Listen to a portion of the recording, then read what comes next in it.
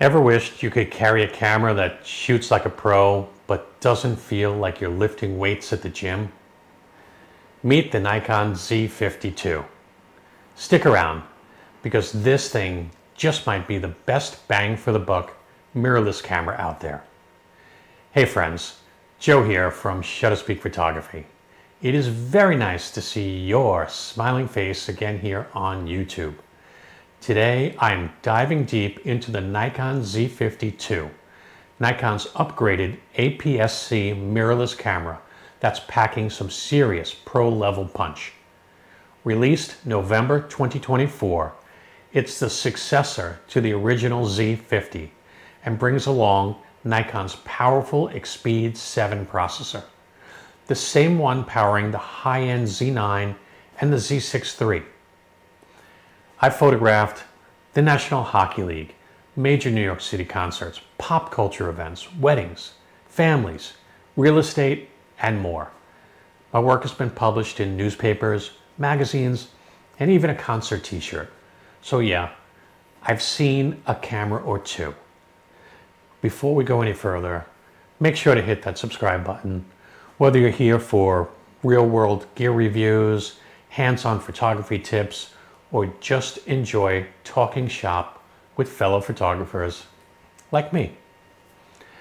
Let's talk about real-world use. Whether you're into portraits, landscapes, real estate, or even YouTube content creation, the Z50 II is a versatile little beast.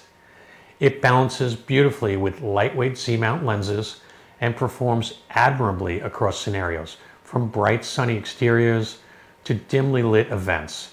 And speaking of YouTube, I actually use the Z50 II for all of my recent videos, including the one you're watching right now.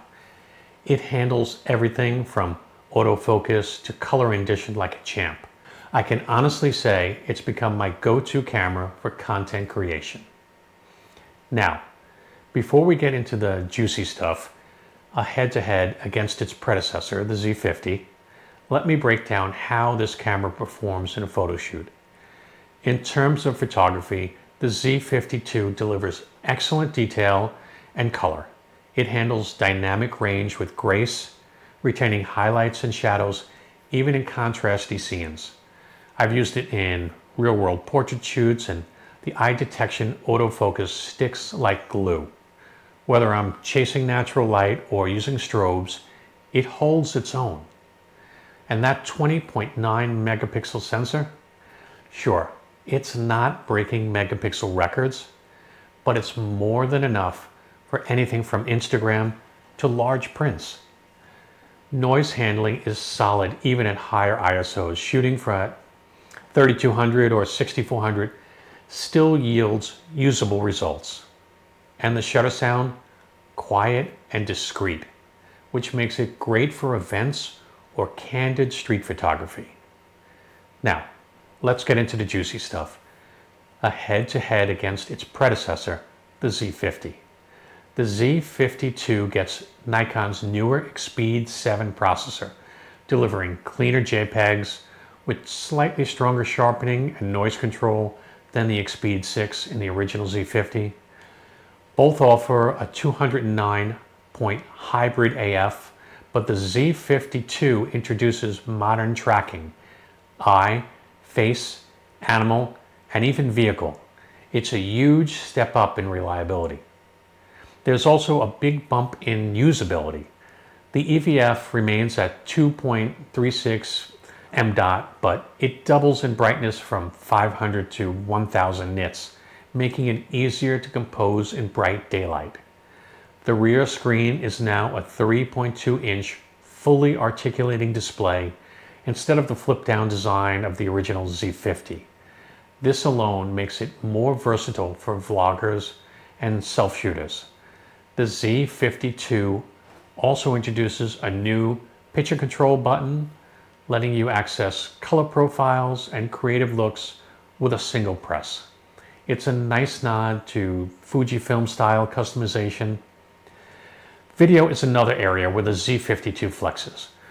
While the original offered 4K at 30p, the new model adds 4K at 60p cropped and oversampled 4K 30p. Plus, it adds 10-bit N-Log, waveform monitoring, and product review mode. All features the original lacked. And now there's a headphone jack and a direct USB webcam output. Under the hood, it upgrades from UHS-1 to UHS-2 SD card support for faster writes and longer bursts. The USB-C replaces the older micro USB, allowing for power delivery and easier webcam use.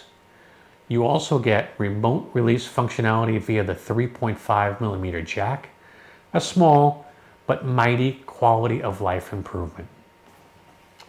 Ergonomically, slightly chunkier, but much grippier with better button placement and control layout. It's about 70 grams heavier, but that extra heft adds to the handling confidence without making it feel bulky. So who's this for? Photographers who want to enjoy pro results in a compact body will love it. Videographers and content creators will appreciate the upgrades. Wildlife and sports shooters benefit from the improved subject tracking. And if you're coming from the original Z50 and do a lot of video or need more accurate AF, the upgrade is totally worth it. All right, back to the big picture. The Z50 II packs a 20.9 megapixel APS-C sensor, a 2.36 m.0 OLED EVF, fully articulating touchscreen, and shoots 4K, 60p, and 30p, the latter uncropped and oversampled. It has a mic and headphone jack, waveform, and even pre-release capture. Let's talk to pros.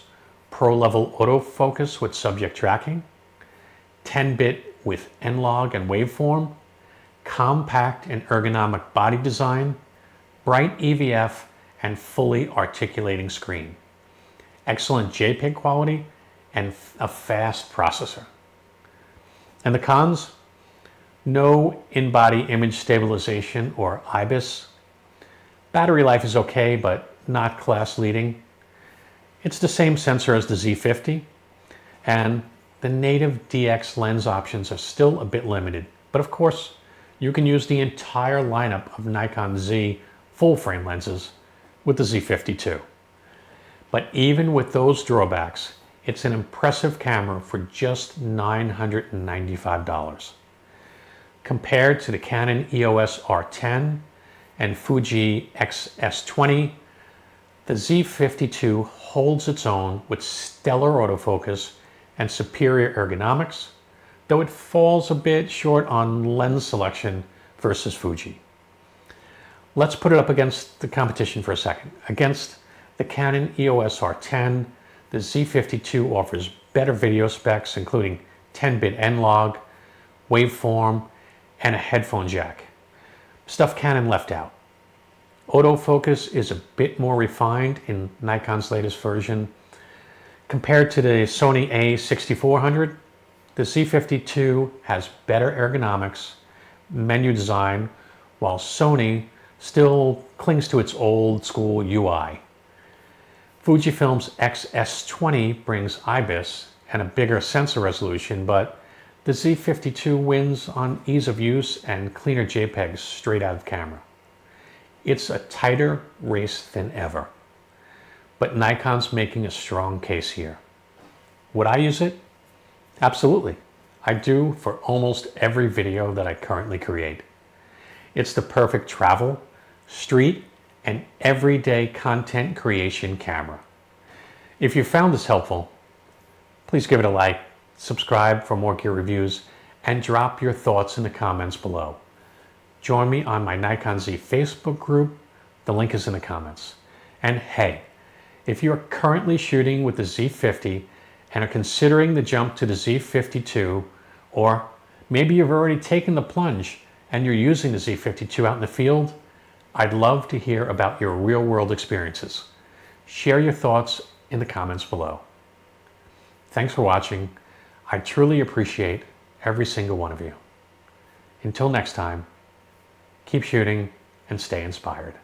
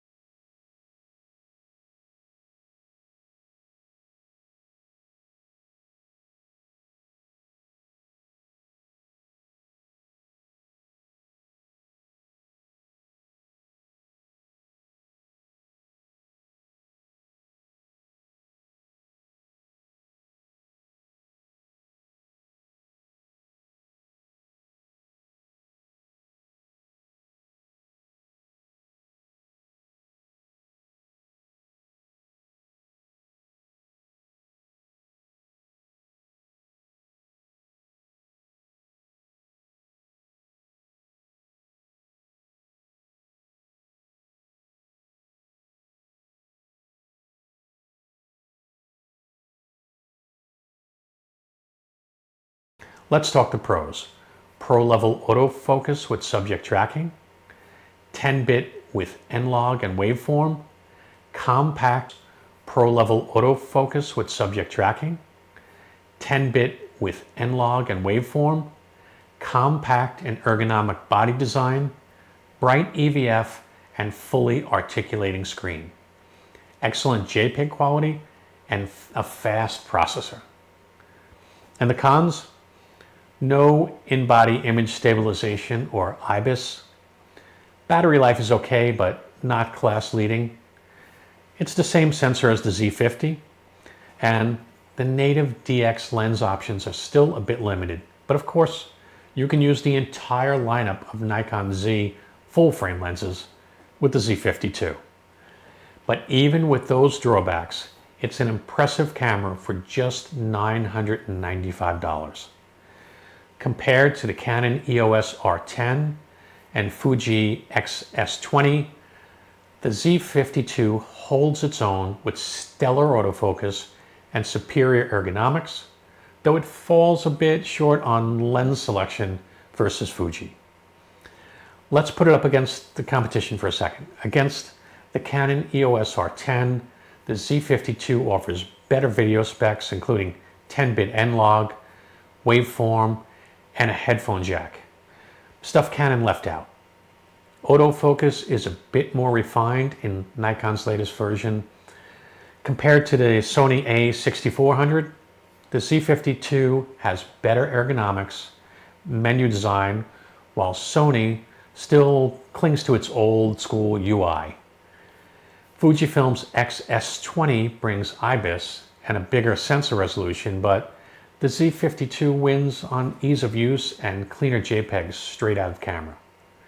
It's a tighter race than ever, but Nikon's making a strong case here. Would I use it? Absolutely. I do for almost every video that I currently create. It's the perfect travel, street, and everyday content creation camera. If you found this helpful, please give it a like, subscribe for more gear reviews, and drop your thoughts in the comments below. Join me on my Nikon Z Facebook group. The link is in the comments. And hey, if you're currently shooting with the Z50 and are considering the jump to the Z50 II, or maybe you've already taken the plunge and you're using the Z50 II out in the field, I'd love to